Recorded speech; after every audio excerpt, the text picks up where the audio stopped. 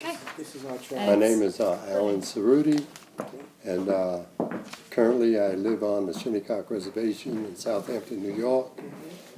I'd like to go back to Tennessee at some point in the next couple of months, maybe. I did 35 years in the military. I retired from Fort Jackson, South Carolina, and I'll be 65 next weekend. As a matter of fact, next to 1st of March, I'll be 65. And I've got a slew of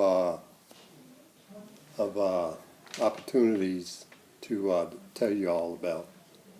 I first went into the military after my cousin was killed, William Wells, in 1967, May of 1967, in Vietnam.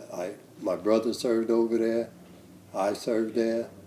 I did 15 months, and from there, I was on active duty. I went into the reserves in 1987, I believe it was, and from there, I went back on active duty for the reserves, and I gained numerous awards for meritorious service ribbons, which is pretty hard to get.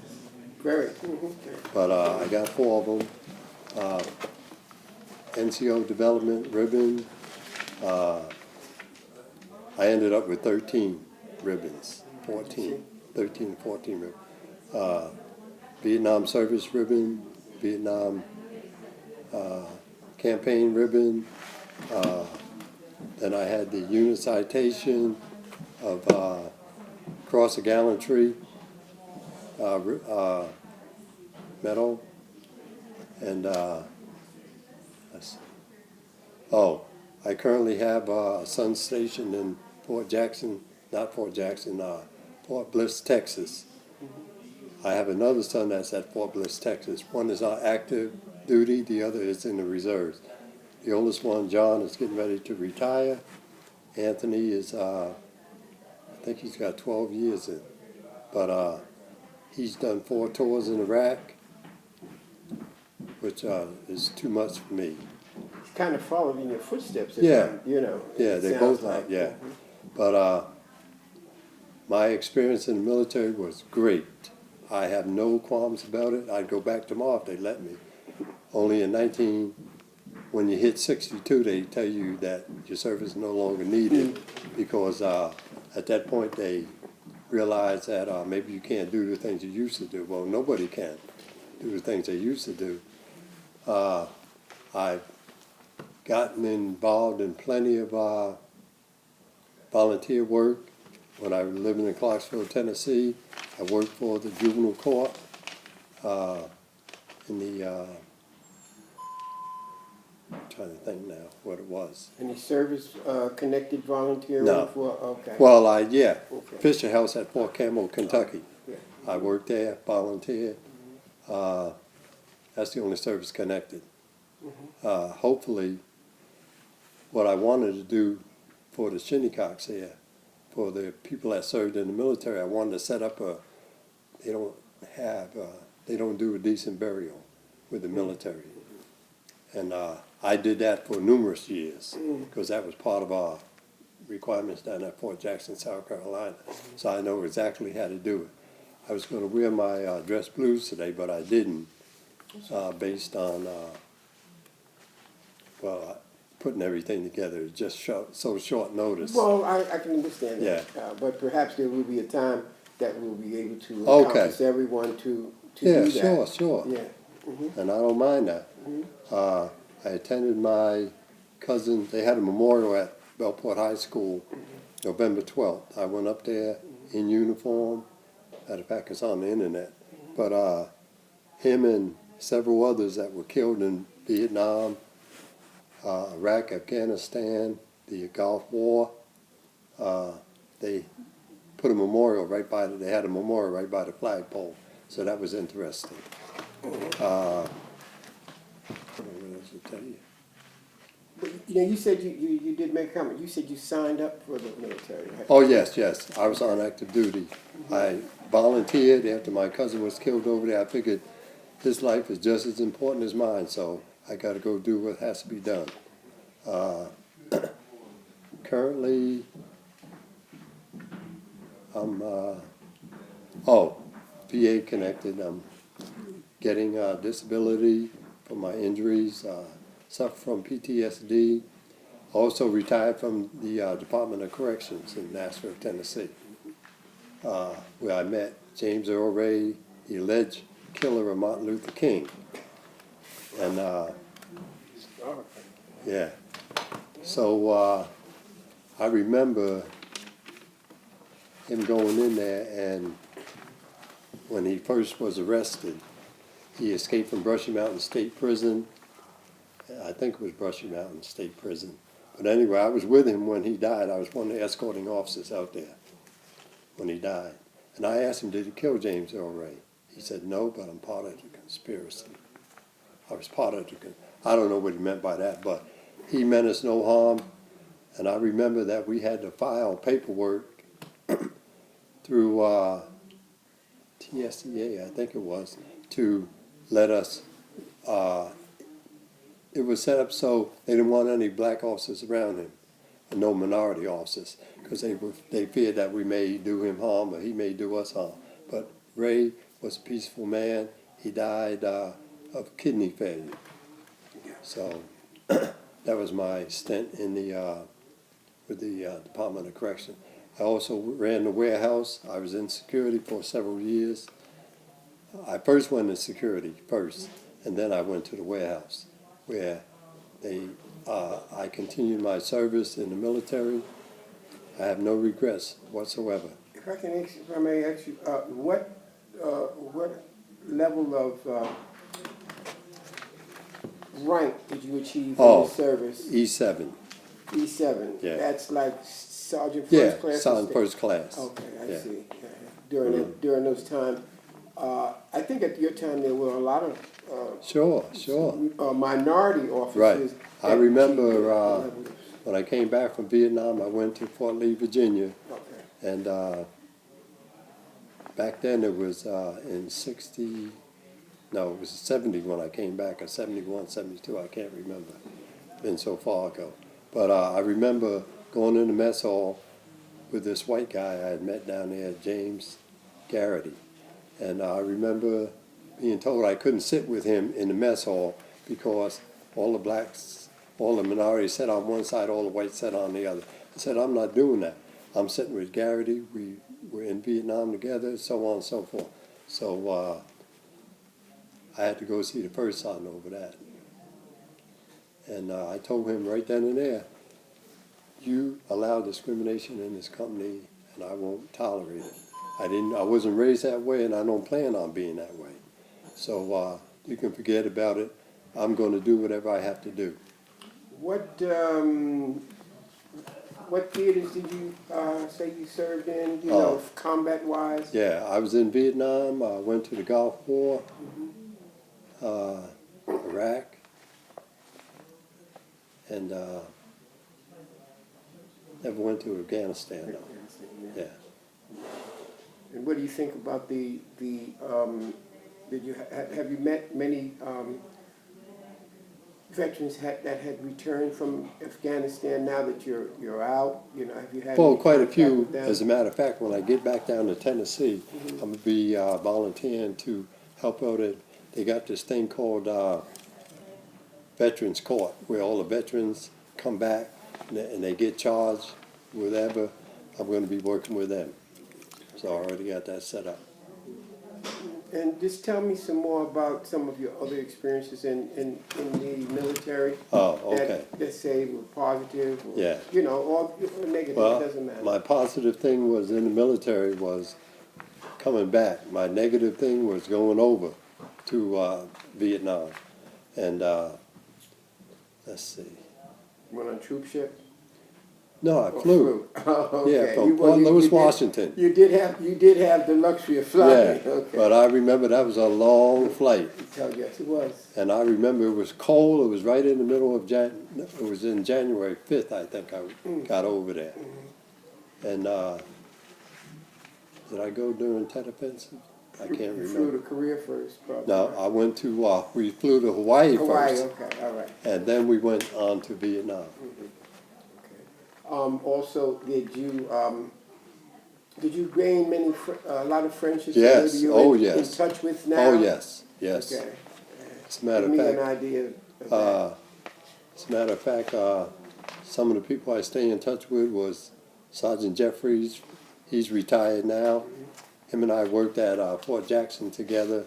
Sergeant Cummings, him and I worked together at Fort Jackson. Sergeant Milton Moore, who worked for me, he was a sergeant. He worked in supply. Sergeant Birch, who lived right next door to me in Clarksville, Tennessee. He is now stationed at Fort Gordon, Georgia.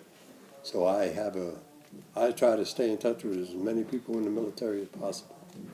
How did your military experience affect your life from then until yes. now? I always carried, my mom died in 1987, but there was two things she taught us that we had to follow. Never to forget who we were, and never to forget that she expected what she still expects of us today. So I follow her rules. So that's what basically what kept Yeah, you sure. going through the And then I developed my own thing called AAC, Adapt, Adjust, and Communicate. And then the other part of it was MRI, Motivation, Responsibility, and Initiative. Because without them, you can't survive. There's no way to survive unless I use that in military career and my civilian career. And it helped me out tremendously. I started a program when I worked for Department of Corrections as a pay-up director. Stands for pay-up, Prisoners Against Use Under Peer Pressure. Our job was to have all these kids were assigned to us through the court, volunteers. If the parents didn't have money to get the kids there, I provided the funds for them to make it happen. During that time, in your program, young kids that came into a juvenile situation, was there any help in helping them maybe go to the service if their records were good and clean? Yes. As a matter of fact, I ran into, just before I came up here, I sold my house in Tennessee in 2012. I came up here and I ran into a couple of guys that were coming in the military now. When I saw them in Walmart, I didn't know who they were. But they said, Mr. Ceruti, you remember me, such and such? And then it dawned on me, that's great. But they were one was going in the Navy, the other was in the Army. Two of them were going in the Army, and one was going in the Marine Corps. So I think, I remember my son Anthony, he didn't want no part of the military. I said, look, you got to do something because you're married now. It ain't about you, it's about your wife and your kids. And he finally, I was working at the recruiting office in Clarksville, Tennessee. When he called me, he said, can you meet me at the recruiting office? I was already there. He didn't know that because I never told him. But he came down, signed up, and away he went. So he's got 12 years in now. That's the one that's got 4. Been to Afghanistan, Iraq 4 times. So. You said you're disabled connected, and is that preferably in PTSD or? Yeah, I suffer is that from the PTSD. Main, okay. Were PTSD. you wounded or anything? Hurt? Yeah, I was wounded in the knee, but I never took a medal. I never took a medal for it because I didn't think it was necessary. They wanted to give me, I was recommended for a Purple Heart, but I wouldn't take it because I felt at the time that the injury didn't meet the requirements. I felt I was wounded in the knee, still suffered, but I didn't take the medal because, like I said, I felt I wasn't qualified for it. Well, I mean, that, what I'm saying, in other words, too, what I'm saying also is because there has been a lot of veterans that were neglected of medals, as, you know, Yeah, dealing with sure, minorities at the time, which are now Sure. catching them now. Yeah. Would you, I would saw- you take one at this point in your life? I mean, I don't know. I doubt it. I just saw on the news where President Obama's going to have a ceremony at the White House, and they're going to issue 12 or 13 Medal of Honor winners. Is that minority or Yeah, a couple of collection them. It's a collection of whites.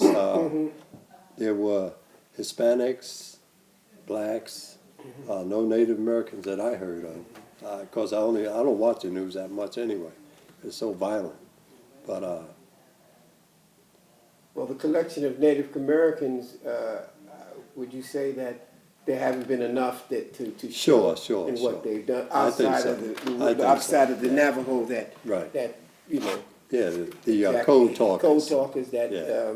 Helped win the war. Yeah, in World War II. That's right. That's right. And what's your take on that? Well, I felt they did a terrific job, but I still think like the Tuskegee Airmen, they didn't honor them the way they were supposed to. Some of them's been honored. As a matter of fact, I ran into one at the VA hospital in South Carolina, because we used to go down there and and cook for them. We have a cookout for them and do whatever, read to them, whatever was to keep them motivated. I remember this one guy.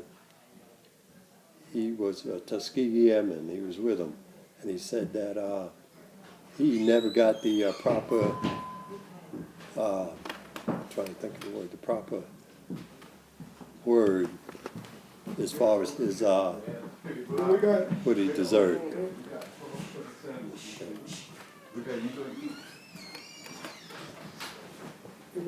So, yeah, it's been one thing after another. Now, when I hope to get back down to Tennessee, want to continue, I'm going to have to reapply to get my program started with the kids again.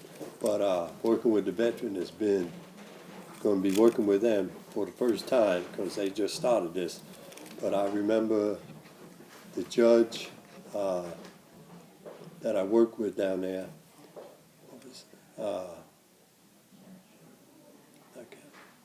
Grimes, not Grimes. Anyway, he gave me a certificate of appreciation, something that never is given before. So I feel I owe it to the veterans to go back and do whatever I can to help them. Now, my service-connected injuries, PTSD, I suffer from PTSD, I have a stress hip fracture. Everything has been documented, and they're paying for it now. I mean, when I say they're paying for it. Paying for your medical? Yeah, they pay for my medical and everything, yeah. Well, I mean, you know, that's something that you deserve. Yeah, sure. Without a doubt. 35 years of service, and I don't regret one bit of it. It's all been good. Because your experience seems to me that it got you connected. In other words, when I'm saying you didn't lose any continuity from the time that you got out until the time that you got involved in some stuff. So, you know, just name some of the other stuff that you've been doing, and the length of time that you actually did spend in Tennessee. Okay, when I was in Tennessee, Go back, you know. yeah, I was. Everything I did was volunteer. I understand. I was involved in this program called PI, Pacific Intercultural Exchange Student. I had an intercultural exchange student from Mexico. His name was Francisco Dominguez, and he came up here in August 1st of last year, of 2011. Picked him up at the airport, and he stayed with me a whole year. He lived with me for a whole year. He's a fantastic young man. And now he's back in Mexico. We still stay in touch. I just got an email from him. But there was Habitat for Humanity. Worked with Diana Ward. She was the director at the time. Red Cross. I was a member of the Red Cross. Haven't been able to find a unit up here, but I was a Red Cross volunteer in Clarksville, Tennessee. Fisher House. I volunteered there. Took care of the grounds outside. There are two Fisher houses, right? Or series There's, of Fisher there's a houses? Fisher House in every state, from what I understand. Right, I do recall, because I think I was at the Fisher House just this Saturday at Bethesda. Okay, this one is in Fort Campbell, Kentucky. Okay. And let's see. I worked at juvenile court with, trying to think of the program it was.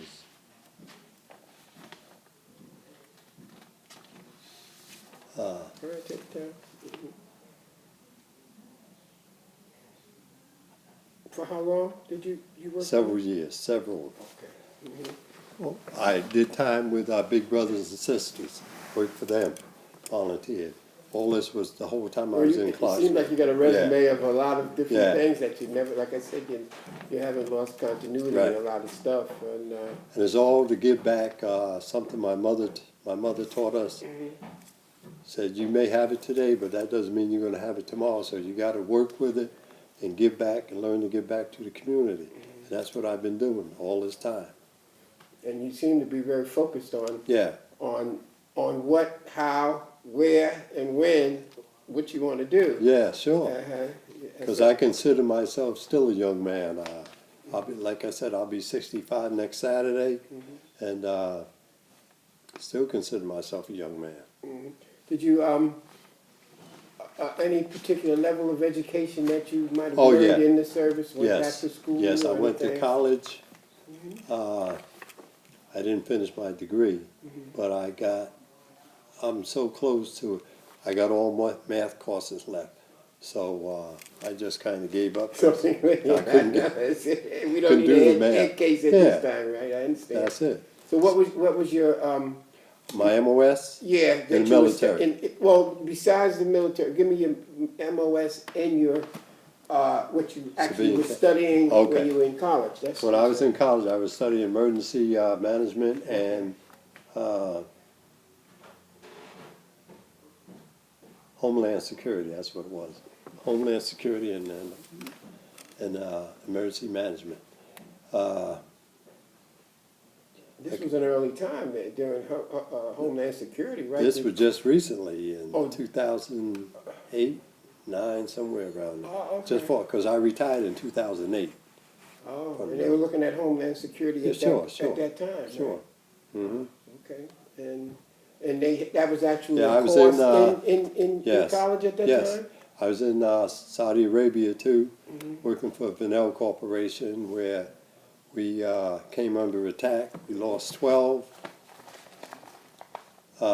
We got hit by Al Qaeda. They came in our compound, blew it up, and a lot of people died that shouldn't have. I remember going to, that was in December 3rd, that happened. Well, the actual attack when they hit us was on May 12th, Mother's Day, on May 11th, May 12th, 1 or 2.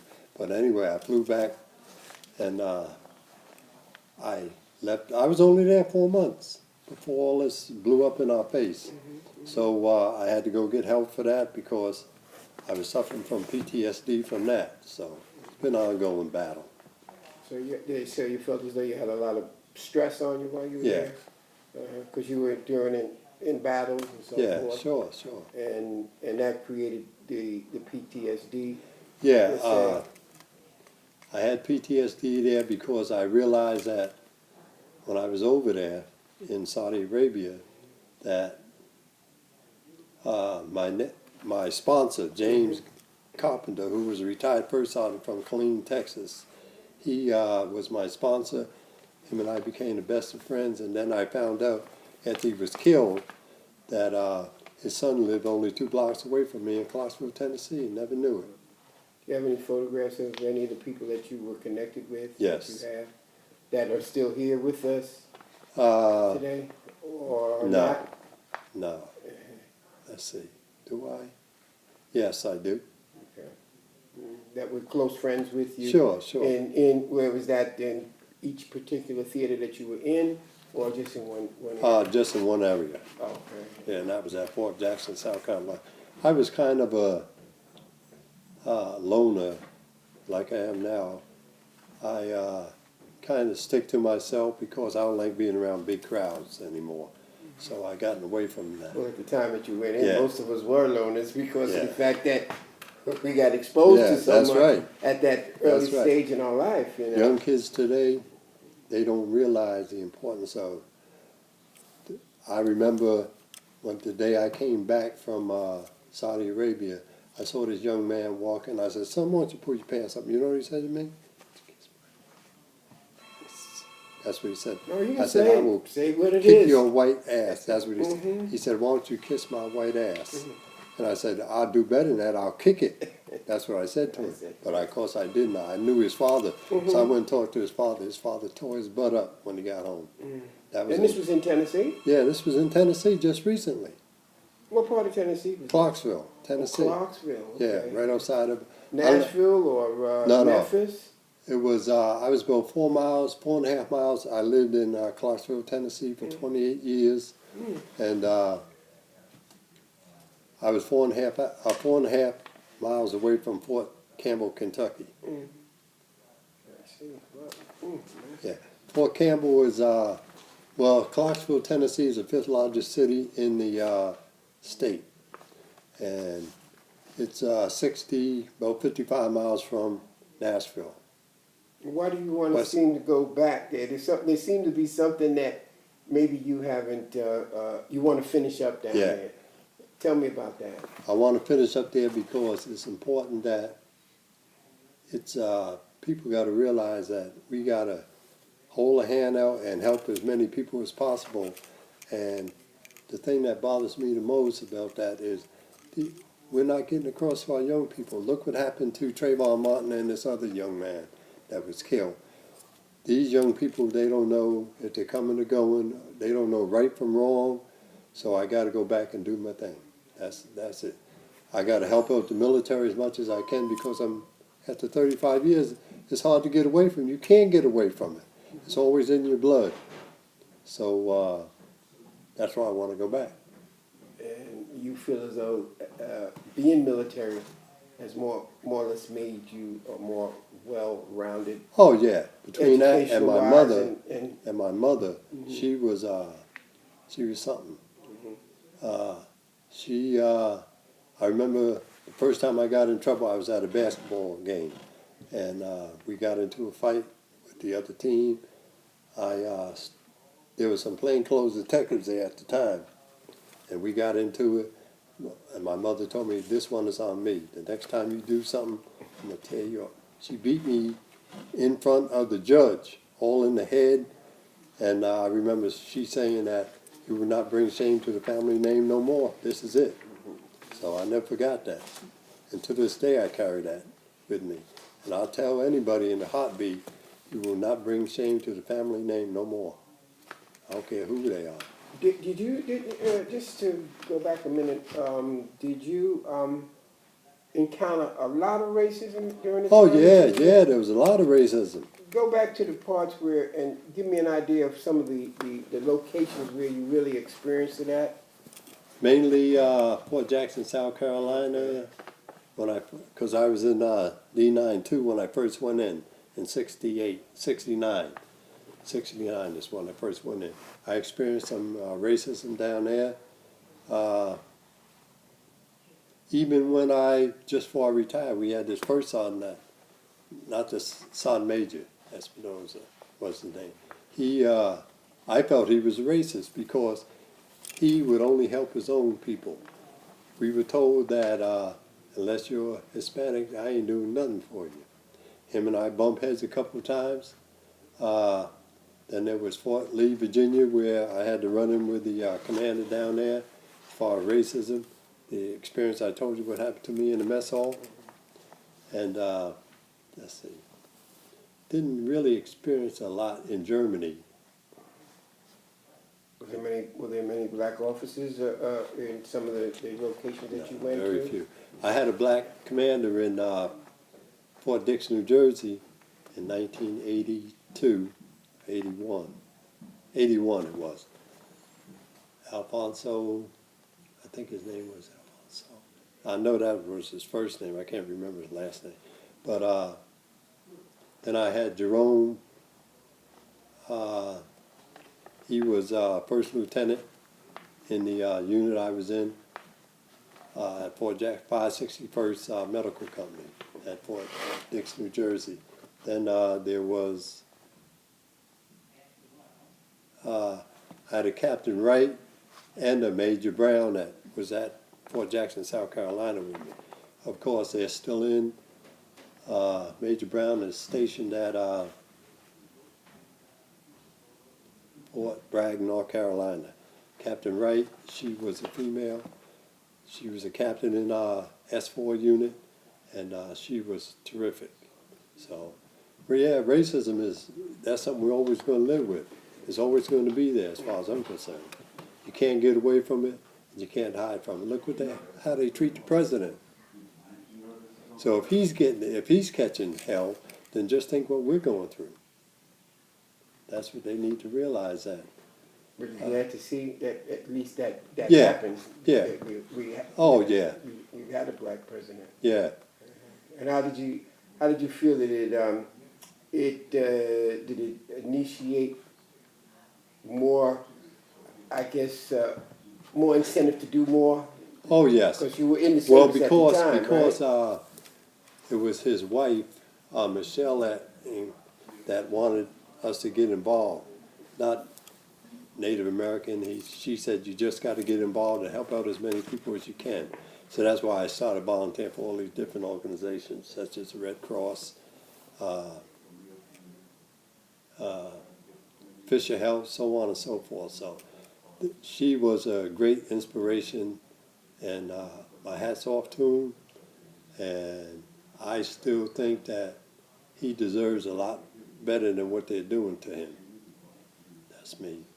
Were there any youth that you that since you have been out, were you able to turn any youth around as to getting a different look at the military? Oh yes. And have they maybe signed up and Yes, went as a in? matter of fact, Tell me about that. And how did you do it? I just told him, I said, look, if you're going to go in the military, you got to remember 3 things, the 6 things: ACC, adapt, adjust, and to communicate. Learn to communicate. MRI, responsibility, motivation, and initiative. Those will carry you through the rest of your life if you know how to apply them. See, the whole key is knowing when to apply and knowing how to apply them. Now, can they really help? Yeah, they can. If you apply them in the right way, they can. I remember this one kid, I was in juvenile court, and I said, what do you want to do with your life? He said, die in a gun battle. And that's what he did. He went to California and died in a gun battle. With the police. With the police, though, With the right? police, yes. Not with the No. so-called enemy. Huh? There was, I remember this other black kid that I ran into his mother just before I came up here to Southampton. And she told me he was in jail, or he died in a car accident. But he was a terror.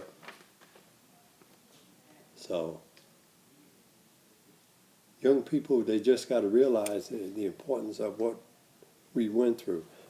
I know when I left Tennessee, they were getting ready to pass the no crack law. In other words, if you wear your pants down there and they see your butt, you're going to get a ticket.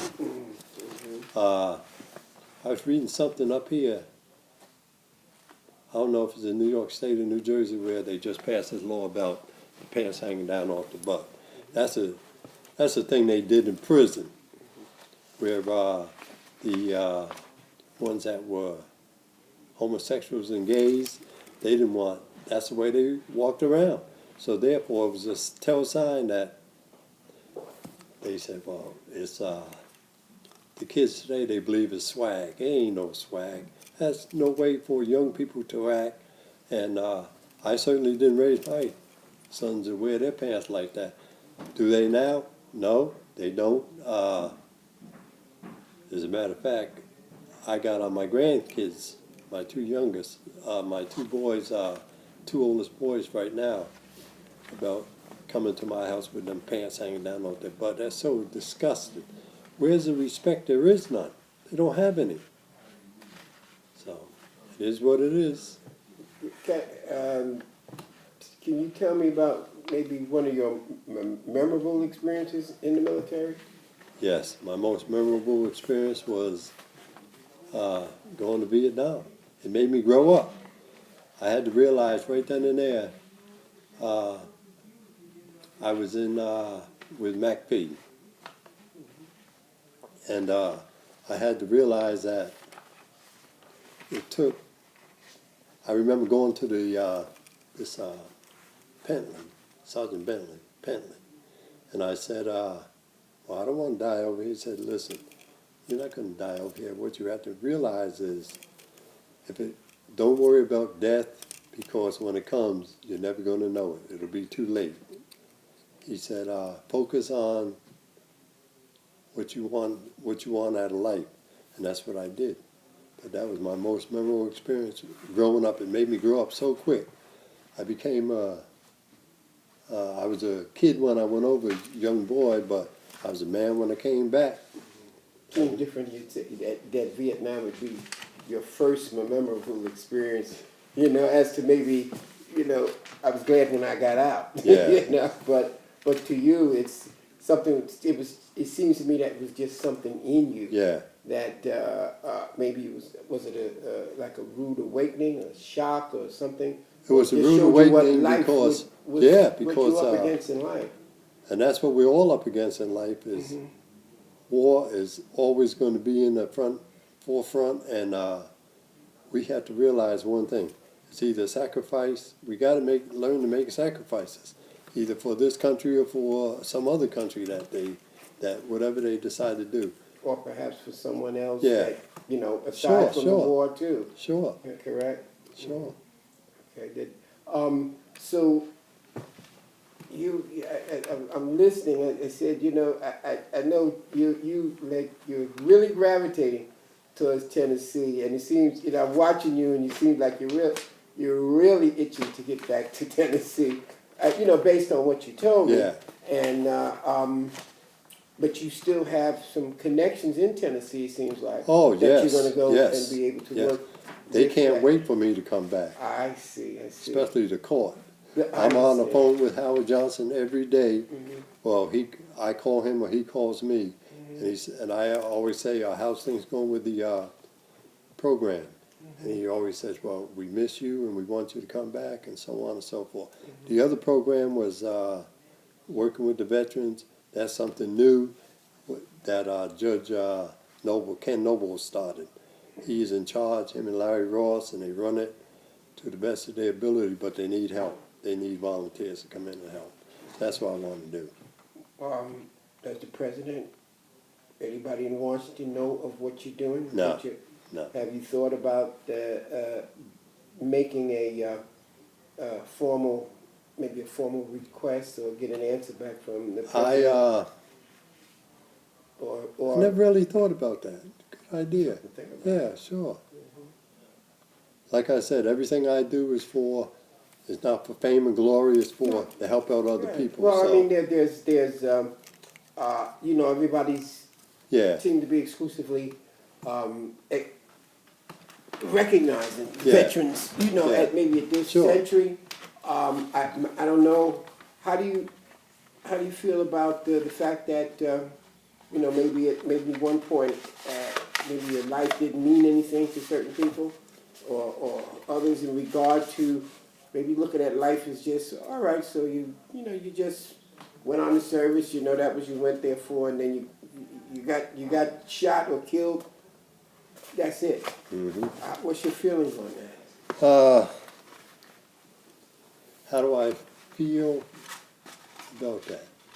I feel that it's important that you realize, like I said, I'll be 65 next Saturday, and these young people that we work with, that we deal with on the res here, they have to realize one thing, that the importance of being somebody.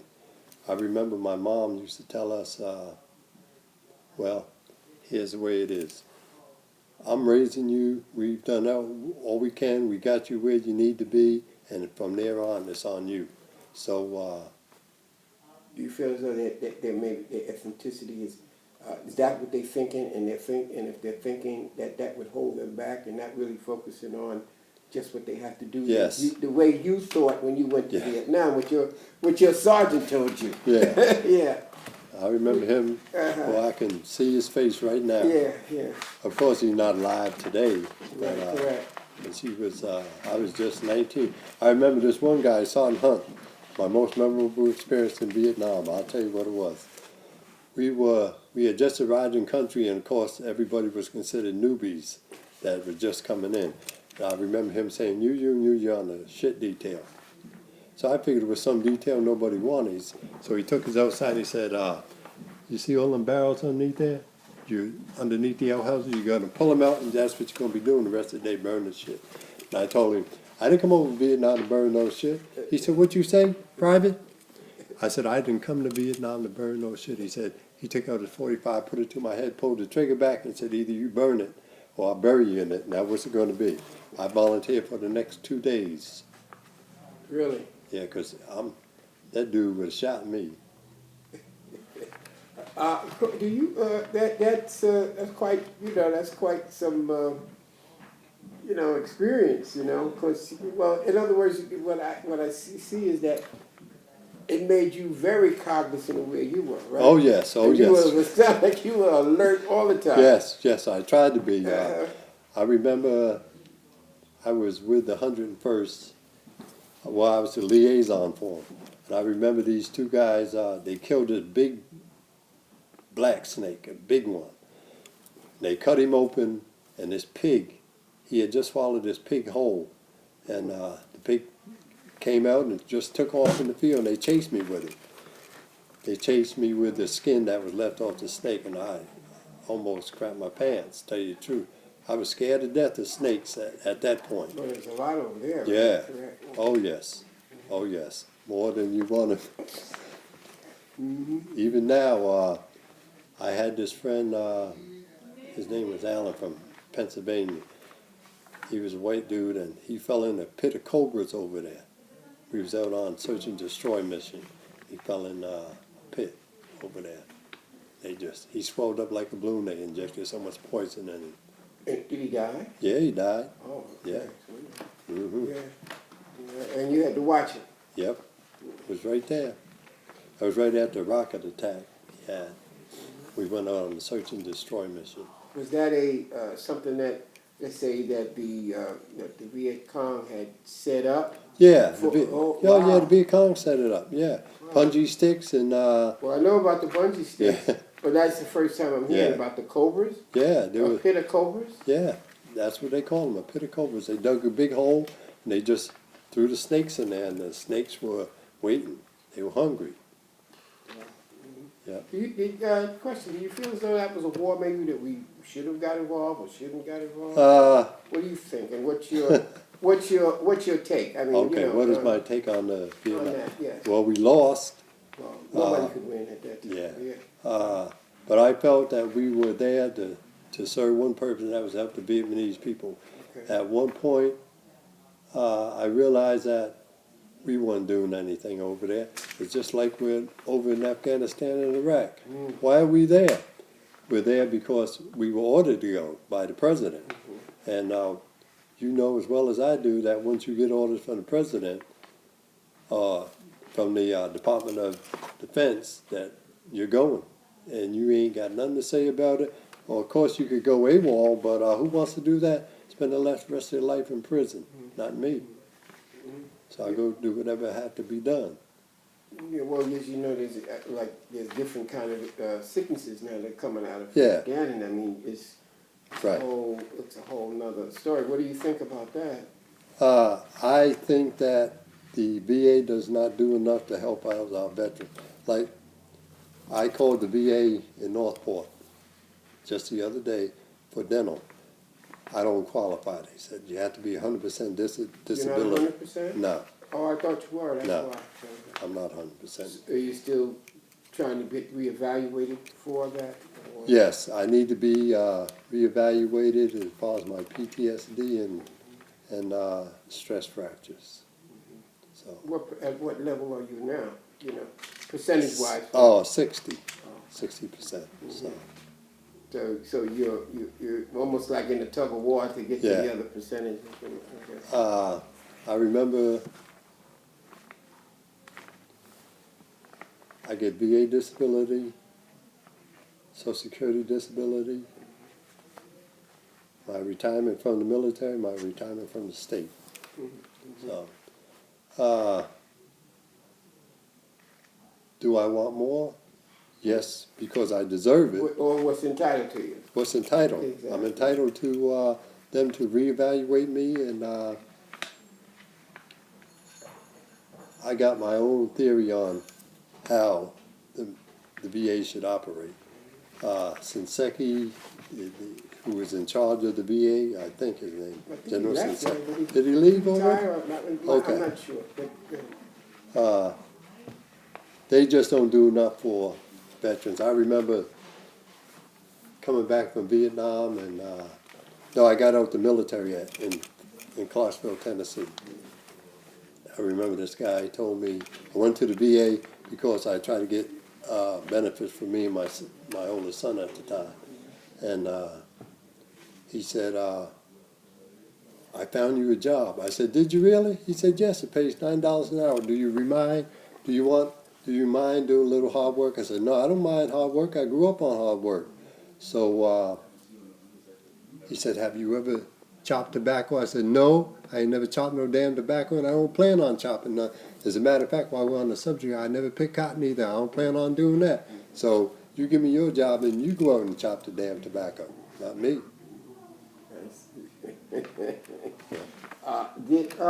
let me just say something to you in reference to, before we close, do you feel as though you have more to say, before we close this out that you'd like to say? Because as you know, going for you at this point, I mean, I guess at this time, this is a congressional record interview. So whatever you have to say, if I didn't cover enough, just tell me now. I think that we've covered everything. You've covered everything? Yes. Well, I'm glad to hear that. I mean, your story is interesting, but one thing I have to admire about you is that your focus is, what you're going to do, you know where you're going, and that's a good sign to me. And I just want to say I'm just glad to have the opportunity to be able to interview as myself as a veteran too. And in closing, I just want to say thank you. Okay, and I got on my Vietnam shirt, my Vietnam vet shirt, but you can find your unit on the back probably. Well, I wasn't in Vietnam. I was in Korea. I was in the 70th Transportation, Okay, Third that's the Army. other guy. Yeah, exactly. Yeah. But my name is Rich Washington, aka Rodeo Rich, Okay. and I've really had the pleasure. It's been my pleasure to do that. Yes. And you're here on the reservation still, right? Yes, I'm Okay. still here. Yeah. I live with my sister and brother-in-law right now until I That's decide. fine. That's fine. So we want you to come back, and we got some stuff for you, and we'll call Kelly, and we'll go from there.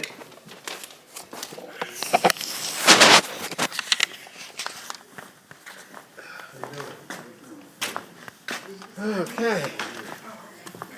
Better turn this. Yeah, that's it.